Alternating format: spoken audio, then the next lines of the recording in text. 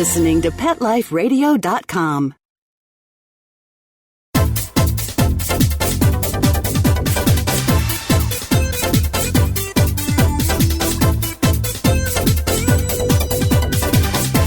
Hello! Welcome to the Animal Party. Yeah, you must have a ticket. You must know somebody because you're in. You're on our VIP list. Welcome to the party. Bring your dogs, bring your cats.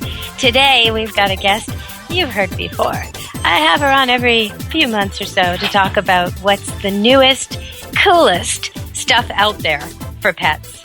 I'm talking about Stacy Mantle from Pets Weekly magazine. So she'll be joining the show later, and we'll be talking about her website and how it helps you figure out what to get and what not to get, too. So you really don't have to waste your money trying stuff that doesn't work. You just look up your product, the thing you're thinking about getting, and you'll see her best picks. So we'll talk about that later. But before we have her on the show, oh yeah, and also, she's going to be in Arizona doing something really big, and I'm not sure what. And I'm dying to know. So we're going to ask her all about that. There's something big going on there, I think next weekend. So I really want to know about that. What's going on in Arizona? Everybody who loves dogs and cats and can get to Phoenix ought to. Coming up. So we'll find out what that's all about. But before we get to that, I have a lot of animal news from the summer. Some strange things have been happening. And one of them is that cats are going missing. And, it's awful. The reason is not what you might think. So I'll just tell you about this little story here. It's hard to get my head around this, but in an area right near Vancouver, so just a very busy, congested suburb full of shopping malls and apartment buildings and townhomes and that kind of thing, a very, very dense area of people, an area called Richmond, where the airports are and lots of people. At any rate, in that neighborhood, a 17-year-old Siamese cat kokanee was cornered by two raccoons in his driveway and dragged away screaming. And everyone saw that. It's just horrible. It was at 5:30 in the morning, and his wife, Wendy, woke up, and she ran outside, and she tried to stop it, and she was using a garden hose, and nothing worked, and kokanee's gone. So earlier that month, there was another case where a 14-year-old cat was swarmed and killed and eaten by a gang of raccoons, again, when people witnessed. So it's a terrible, terrible thing, and they're really recommending that you not feed the raccoons.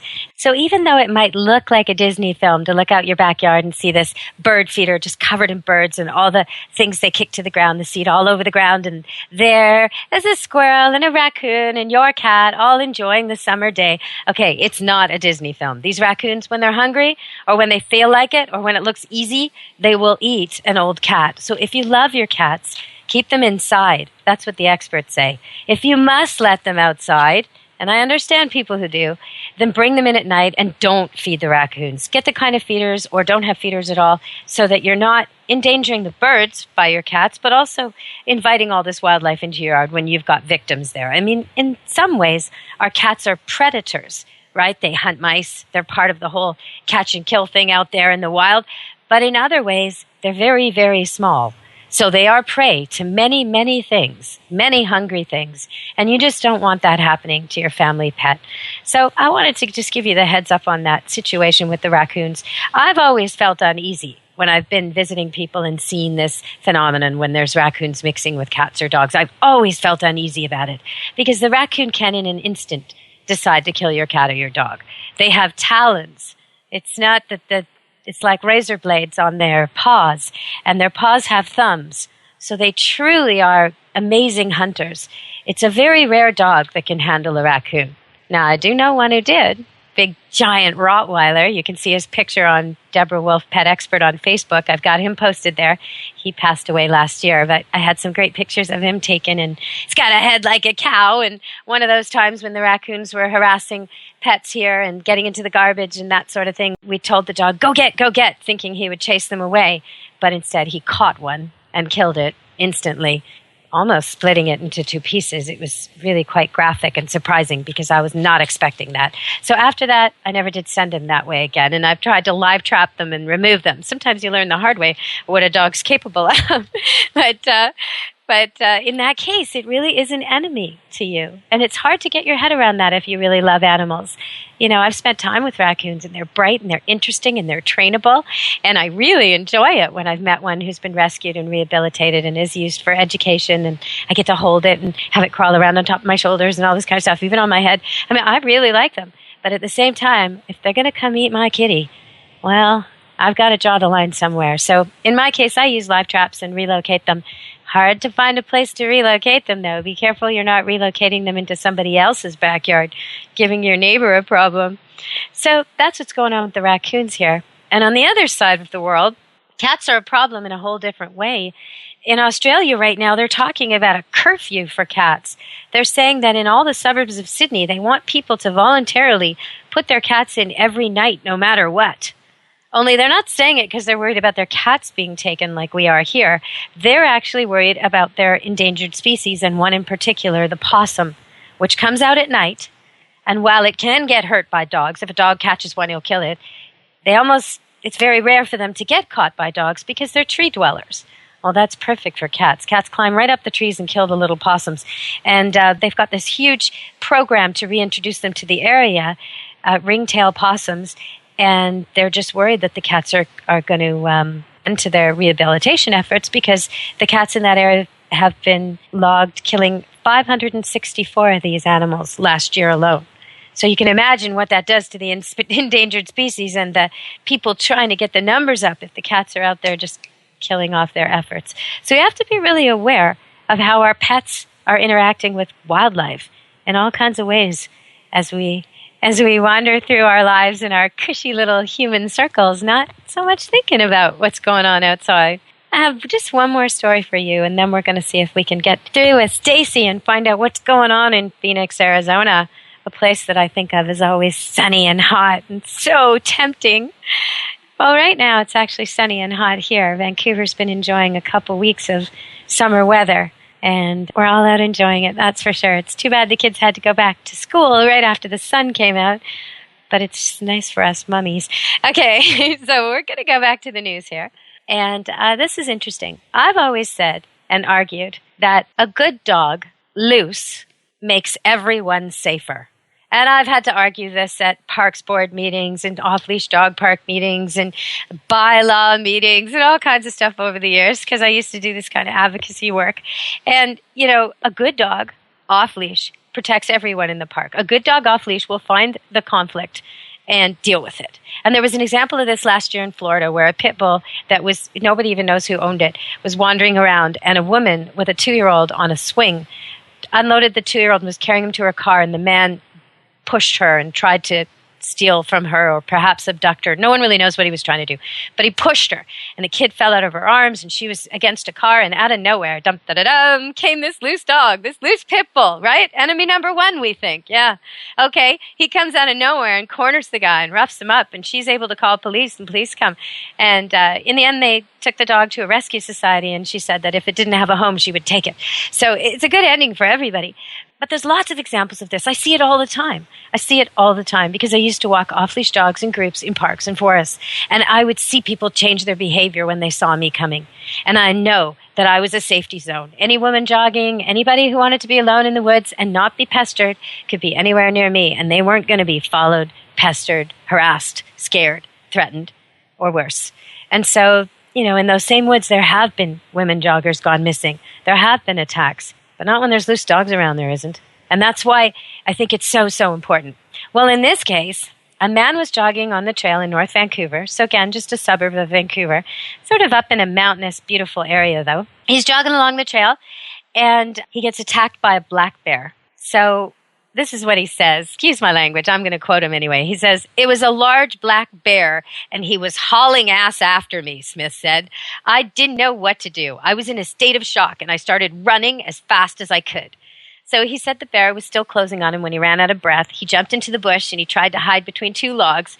Yeah, like a bear's going to fall for that. Anyway, I love the way people underestimate these bears. But the bear found him and stood up on his hind legs and was looking down on him. And that's when, he heard some dogs barking. Now, they weren't even big dogs. There were 4 dogs with a dog walker. And what happens is the 4 dogs were on a trail. They were accompanied by a professional dog walker. They were all off leash, and they heard what was going on. They ran over and chased it off. And this is what the guy says. If those dogs didn't show up, all the bear would have done was step into the bush and maul me. I would have been his lunch, said Smith. It was the dog walker, Valerie Van Brugel, who heard his cries for help.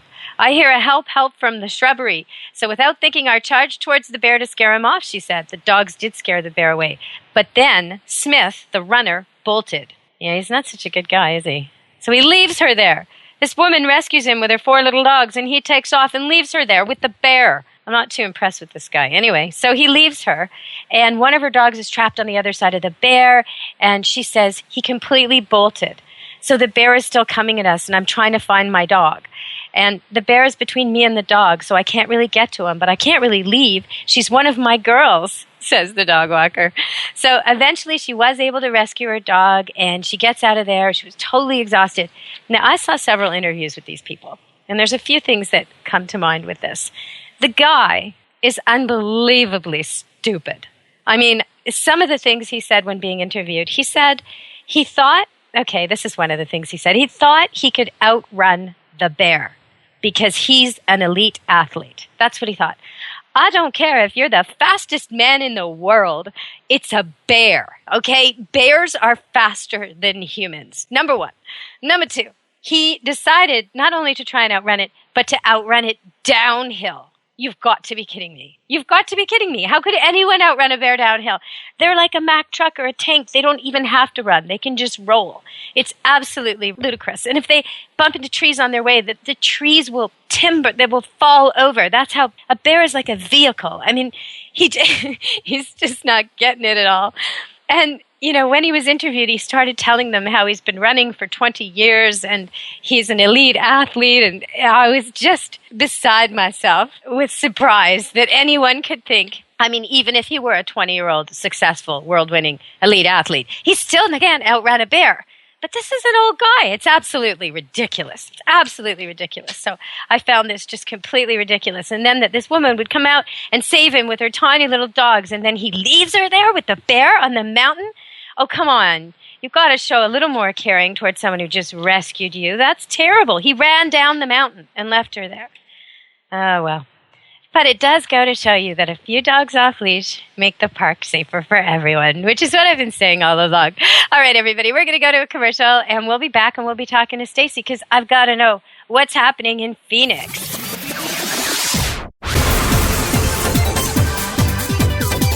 Don't go anywhere, because the best is yet to come. Stick around.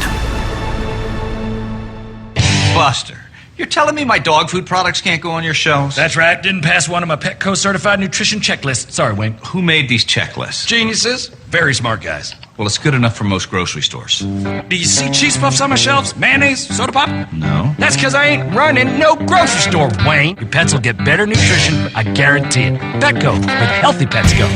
Enter the code PARTY10, PARTY, the number 10, and get 10% off any order.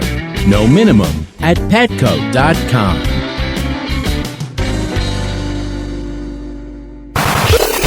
How would you like your business to reach out and invite in our audience? We have a brand new trademark concept called InfoSeeds. InfoSeeds are short 20-second seeds of information about your place of business, practice, or service. We only have a limited number of slots left. For more information, visit PetLifeRadio.com. Click on sponsorship information. There you can listen to a sample of InfoSeed or email us at PetLifeRadio.com. Remember, only a limited number of opportunities are available.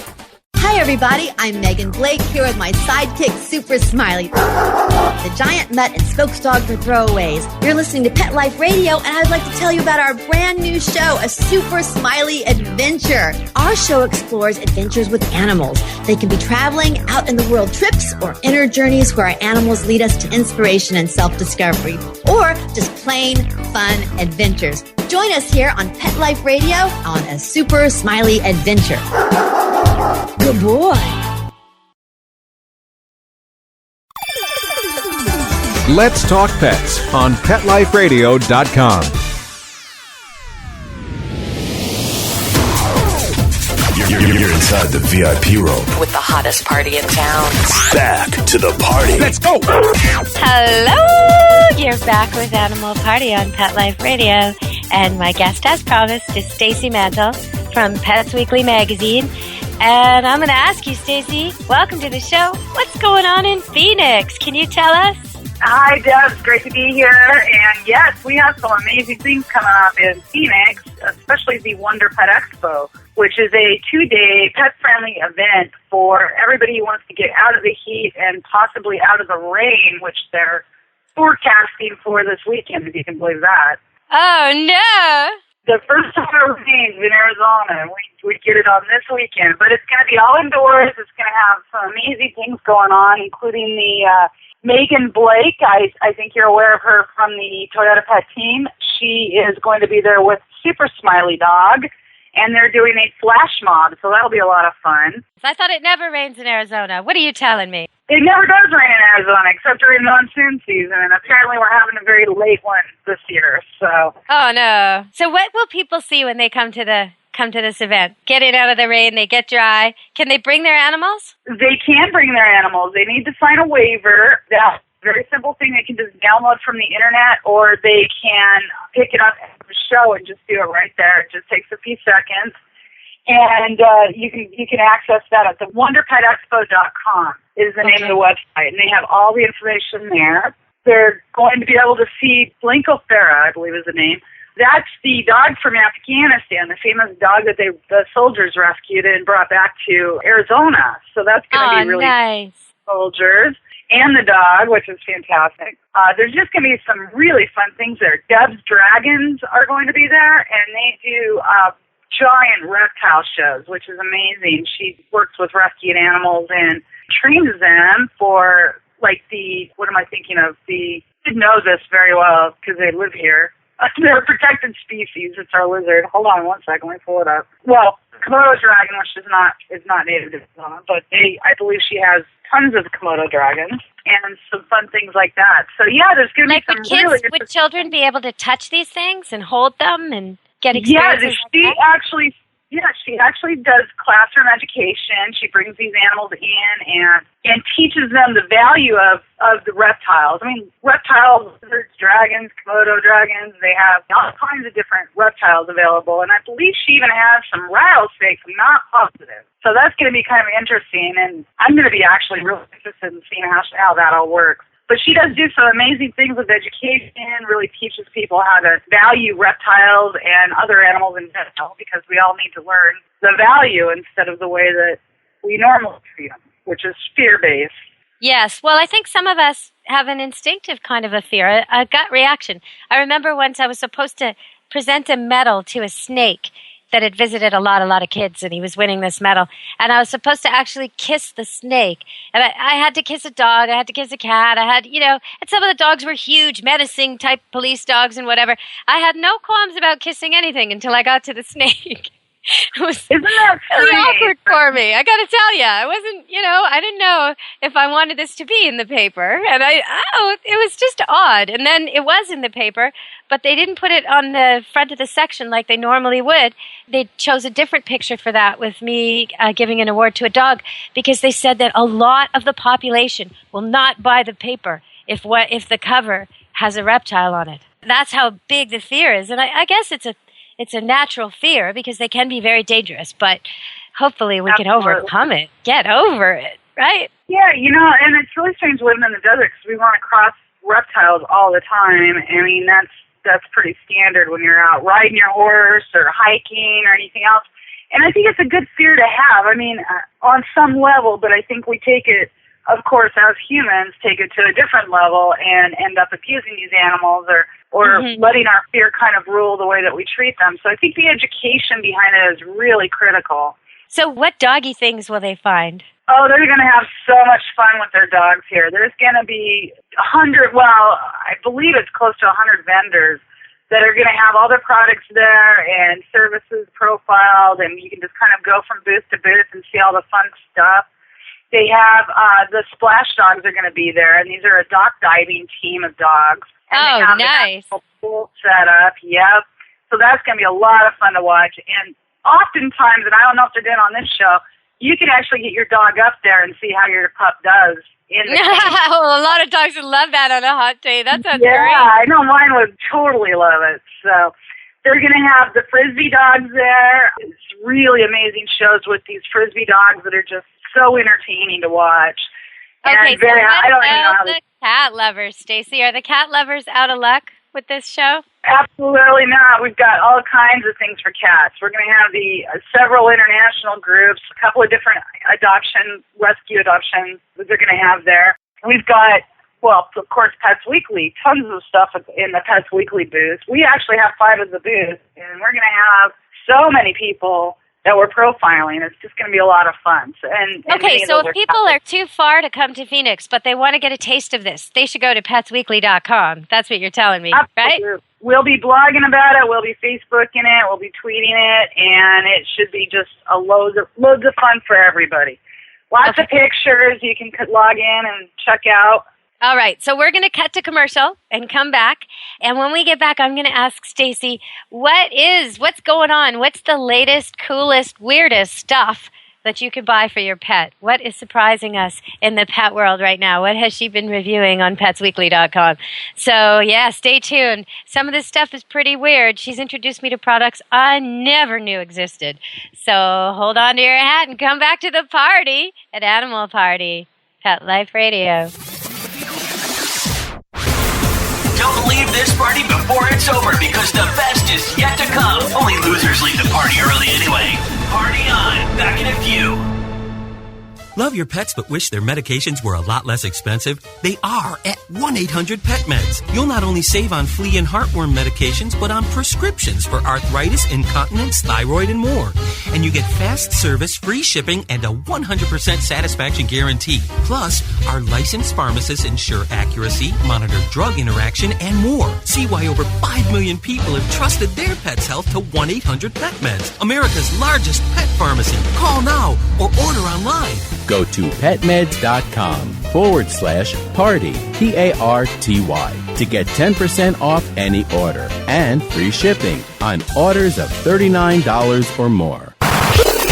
How would you like your business to reach out and invite in our audience? We have a brand new trademark concept called InfoSeeds. InfoSeeds are short 20-second seeds of information about your place of business, practice, or service. We only have a limited number of slots left. For more information, visit PetLifeRadio.com. Click on sponsorship information. There you can listen to a sample of InfoSeed or email us at PetLifeRadio.com. Remember, only a limited number of opportunities are available.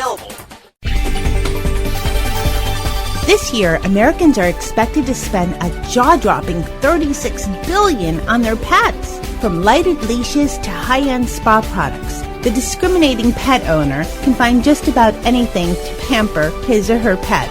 Hi, this is Michelle Fern. Join me every week for Best Bets for Pets, where we'll talk about the latest pet products and talk to the companies that make them. Best Bets for Pets, every week, only on PetLifeRadio.com.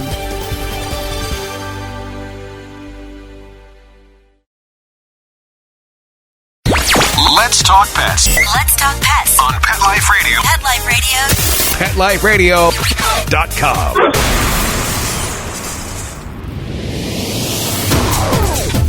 You're inside the VIP room. with the hottest party in town. Back to the party. Let's go. Hello! Welcome back to the party. You're an animal party. You must be an animal. Or maybe you've brought one with you.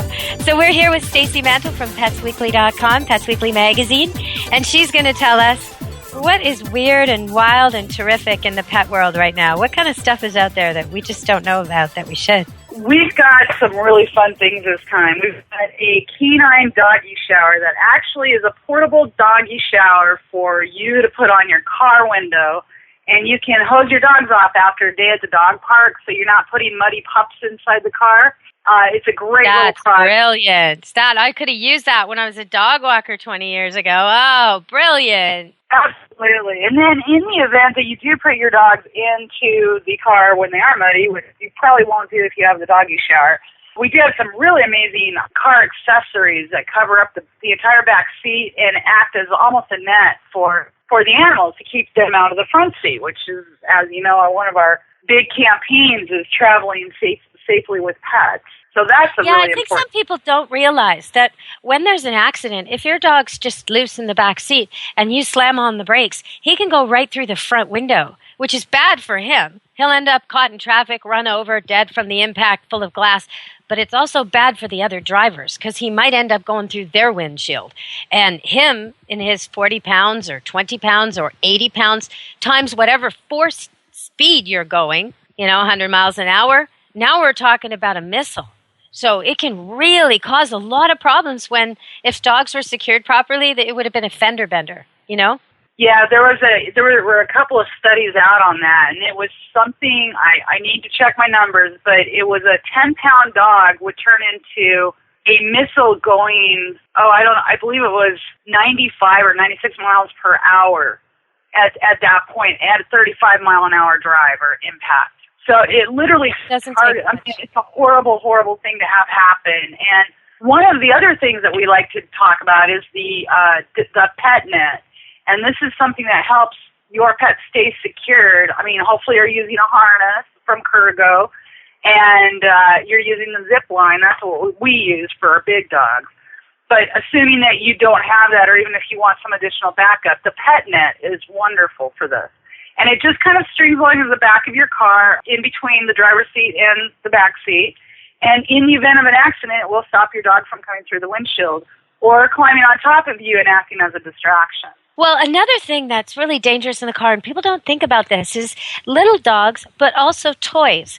If a tennis ball, say your lovely dog, is playing with a tennis ball in the back seat, and he drops it, and you're on a hill, and it rolls under your seat and under your brake pedal, you've now got a big problem. So I don't like the balls in the car. And, my dogs are ball dogs. I've always got balls in the car. I have to really keep an eye on where they are and that they're all boxed up and there's no loose balls in the car, because this could be really dangerous. And a little dog can do that too. A little dog can crawl under your brake pedal.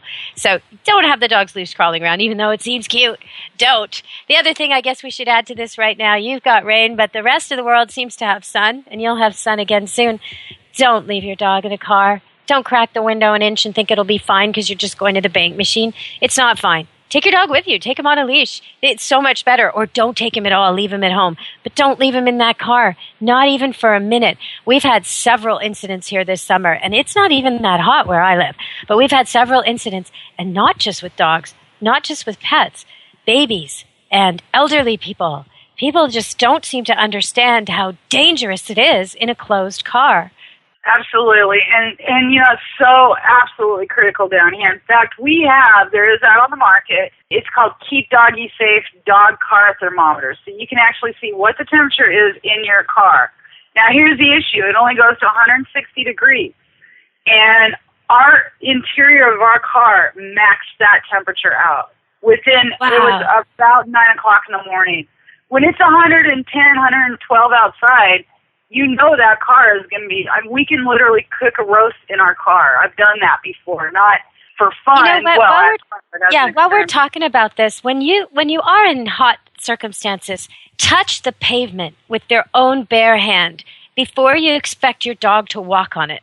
Because we wear shoes and we don't even notice. And our dogs have their bare feet. And sometimes it's just a matter of allowing him to walk on the grassy edge or the white sidewalk as opposed to the black tar. If you felt it, you'd realize it. But you're actually asking him to hurt himself to follow you if you don't think about these things. So shade is important, water's important, sunscreen's important if your dog has pink pigment or bald spots, blue eyes. These are kind of giveaways that the dog might have a problem with sun. So you got to use sunscreen on them. And they're special products because some of the stuff we use will give dogs diarrhea because they lick it. So you got to make sure you use the right stuff.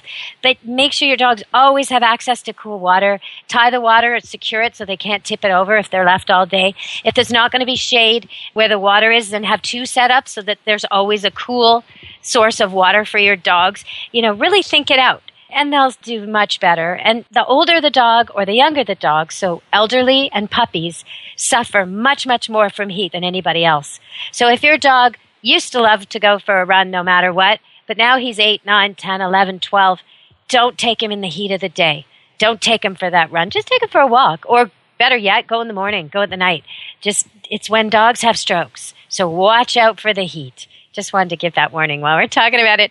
So what other products have you got for us, Stacy? I love that thermometer. What else have you got? Well, let's talk about what happens if your dogs do get burned or do have problems with their paws.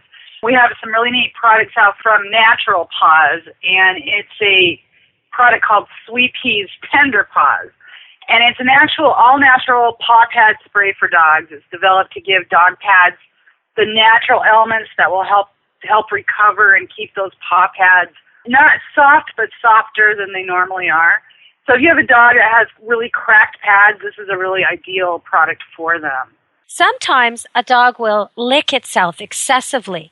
If your dog's feet, the sort of the pads of the paws and the hair that grows inside the paws, if that area is perpetually a sort of brown orange stain, that's actually saliva. And that's an indication that your dog is licking its feet all the time. And if you see your dog actually sort of licking so hard that you can hear him breathing because he's squishing his face into his paw and it looks like he's really, really itching and he's almost biting at the insides of his paws, that's another sign. Both those point to the idea that there's probably an allergy, and most likely a food allergy, because dogs sweat through their paws. So I just wanted to point that out. If you've got a dog that has these stains on its feet, or it's always scratching and itching at its feet, you might think, oh, I need that cream, that it's dry pads, but it probably isn't. It's probably allergies. And then you have to look at what you're feeding your dog, what's the major protein, what else is in the food, and maybe make a switch and see how that goes. Absolutely. That's a really good point. And in fact, it's funny. You say we have a couple of things for allergy-prone dogs. One of them is called doggy goo. I don't know if you've ever heard of that, but it's an allergy preventative for dogs. It's 100% natural, and they eat it just like they would a treat. It's kind of like peanut butter, and it helps them get rid of some of these allergies a little bit easier. It almost sounds like bee pollen for humans. It's very similar, and it works on the same premise. Yes, it's wonderful product. The other thing, when they have allergies or they're prone to that kind of really sensitive skin, Dermagic, is, you've heard me talk about it before. They just have some amazing products out. They have the skin rescue lotion when it turns into something like a hot spot, and hopefully you're grabbing it before it becomes a hot spot. But hot spots are really, really critical in the summertime. You have to keep an eye on them, and we had a bout with MRSA not too long ago with my husband, and of course we were worried about the animals getting it. That's something that animals and people can get, and it's very, very dangerous. So stopping things before they become an infection is really critical. And Magic and Doggy Goo, those are the kinds of things that I like to use that are all natural and safe for the pets and really help them. Yeah, when you say hot spot, people might not know what you're talking about. If they own a golden retriever and they live in a very hot climate and the dog swims a lot, they probably know what you're talking about. But if they don't, they probably don't know. It's all of a sudden a spot will appear on the dog. Usually, like I'm saying, golden retrievers or a dog that has a lot of hair and is in the wet a lot, usually. And it's usually going to be around the ruff, so the neck region where it's the most hairiest. But sometimes it's around the backside. Sometimes it's a hairy part there. And what it is it can be the size of a dime when it starts. And it just looks like your dog has some kind of little owie. Maybe you had a scratch or a mosquito bite or who knows. You just sort of picked it. And then you go have a shower and you come out of the shower and it's the size of a quarter. And then you make breakfast and you finish breakfast and you think about calling the vet and it's the size of the palm of your hand. And if you accidentally can't deal with it or you weren't there and didn't notice this and you come home from work later in the day, most of the hair on the dog's neck is now gone and it's red and it's oozy and it's sore and it looks inflamed and the dog is miserable and he's on his way to getting a fever. He's on his way to having a really bad infection. So you're going to end up with the area shaved, probably a steroid, probably antibiotics, and no explanation of what really caused it or what you can do to stop it. Just a stopgap treatment. And so it's a very perplexing problem. People have, certain dogs have it over and over and over again. Most of the time it has more to do with climate, the lifestyle of the dog who's always swimming in a hot place and never quite dries out. So sometimes just shaving those parts or clipping those parts as a preventative can help a lot because the dog gets dried out. Drying them really well when they come out of water helps a lot. And like you're saying, the topical preventatives that you use to keep the skin clean and healthy before the hot spot begins. And also diet. If the diet's not agreeing with the dog, then they're going to get ear infections and hot spots and other things because their immune system's down fighting the diet. So you really got to think about this. If your dog keeps having the same problem over and over and over, you got to change something up. Right, Stacy? Absolutely, and thank you. I just assume everybody knows what a hot spot is because we have it so often down here. And, no, they're thinking either it's the nightclub where the best bands play, or maybe they're thinking it's some secret place on Stacy's body. I don't know what they're thinking, but I had to clarify. I'm glad you said that. Yes. Don't want to think of that. But it does, hot spots are just so dangerous, and they can lead to so many other problems. And once you start having to put a dog on steroids or any kind of, medication like that, you're going to end up with worse problems, usually with the kidney or liver. And, of course, we want to avoid all that. So it's easier just to try to stop it in its tracks. The other thing about steroids I don't like is almost immediately, in almost every dog I've ever seen on them, there's a real serious behavioral change. And they become so hungry and so food motivated. Even dogs who couldn't care less about food before are diving for the crumbs, raiding things, stealing food. They become so obsessed with food that I find they lose a lot of their freedom. They can't be loose in the house anymore. They can't be walked off leash anymore because they're just starving. And that makes me uncomfortable. I mean, what would it be like to be starving like that all the time? A human would never want to be like that. It's a nasty thing, and the dog's quality of life. I mean, a dog who used to love to swim and fetch is now just roaming the park looking for the leftover pizza boxes. Like, his life just changes. So if you can avoid those steroids with prevention, it's such a good idea.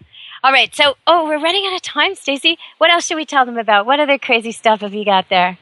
Okay, let's talk about the new GPS tracker. I don't know if you've heard of this yet, but it's by Qualcomm, and it's called TAG. And this is one of the coolest products of the year as far as I'm concerned. It is a very, very lightweight GPS. I mean, it's so lightweight that a cat can wear it. That's how small it is. Okay. And that's the first time we've come out on the market with something like this. Up to this point, they've always been too heavy. They need to be charged every day. This is a tracker that doesn't need to be charged until every 30 days, so the dog can wear it all the time, which is really great as far as I'm concerned. How much is this thing? This is $200 total. That includes the charging unit, the collar, and it fits on any collar. It snaps on. It's a little tiny device, snaps on your collar. You can change it from dog to dog without having to reprogram everything.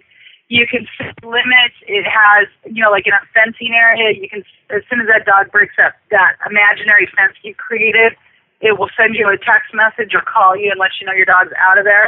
If it pops off the collar, it will tell you that it is disengaged from the collar. Like, it knows, it's smart enough to know that it's dropped off the collar. Wow. And you can go that tracker. So people won't, literally, you won't lose your pet anymore. They won't go missing. You won't. I mean, honestly, it's such an amazing, wonderful thing. Now, the other cool thing is you don't have to buy the unit 80 times. You can buy multiple collars that can be charged on the same unit. Oh, so nice. If you have one unit that's $200, eventually they're going to be able to come out with the other collars here that you can buy individually and all have them tapped into the one unit.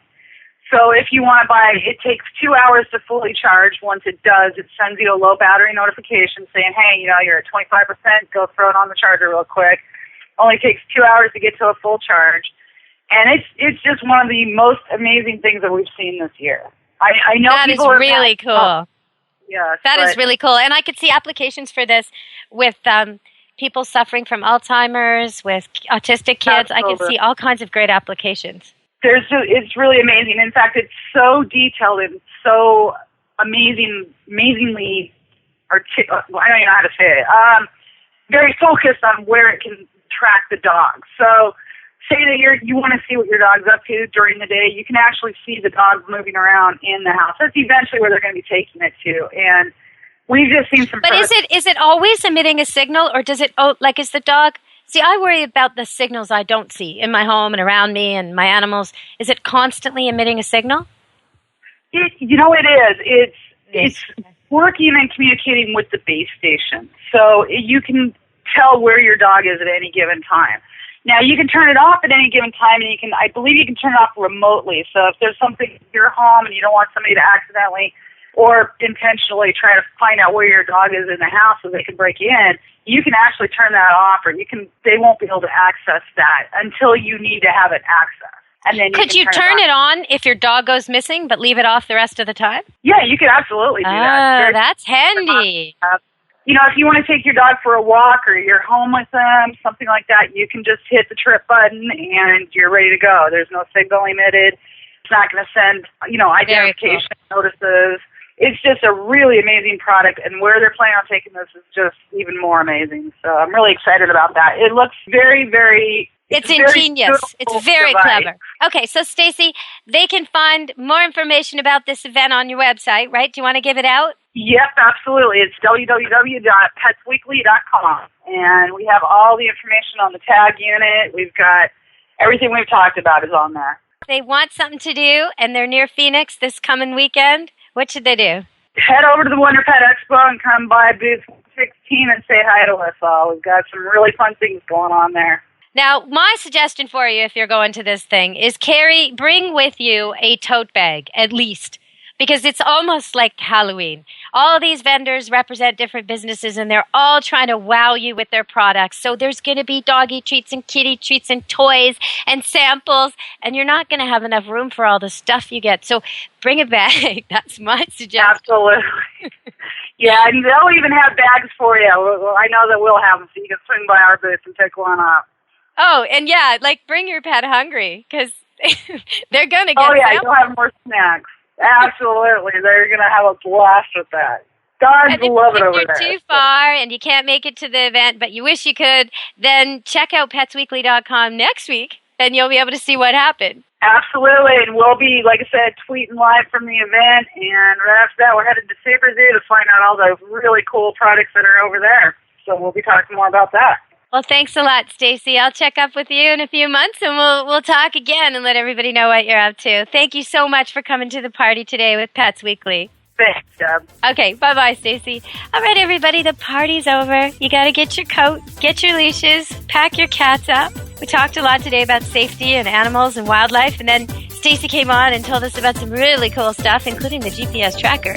If you've got an escape artist or a very, very valuable pet, or even a person that you really worry is going to get lost, that might be something you want to check out. I wish I was in Arizona next weekend. I sure do. Rain or not, that sounds like a great event. I'd like to see the splash tank with the dogs swimming. So hopefully they'll post that online after. So go to PetsWeekly.com to find out more about the products we talked about. And if you want to see that big giant Rottweiler I talked about at the beginning, you can see him at Deborah Wolf, Pet Expert, on Facebook. And you can also find some really cool stuff on my site, DeborahWolfOnline.com. And there you'll be able to see the birth of the red poodles. They were born back April 29th, and I caught it on tape, so you get to see them actually being born. It's really beautiful. And now it's months later, and they've just had their last vaccines, and the last 2 puppies are going. We have 3 people coming to see, 3 families who want to buy a puppy in the next couple of days, and only 2 puppies left. So it's always sad when the last puppy sells. Happy for the people who get them, but sad for me to say goodbye. If you want to see them being born, check out DeborahWolfOnline.com. And there's other stuff there, too. There's great footage and radio shows. These shows are posted there, too. So check it out. And I'll see you at the party next time. Be good to your animals. Let's Talk Pets. Every week on demand. Only on PetLifeRadio.com.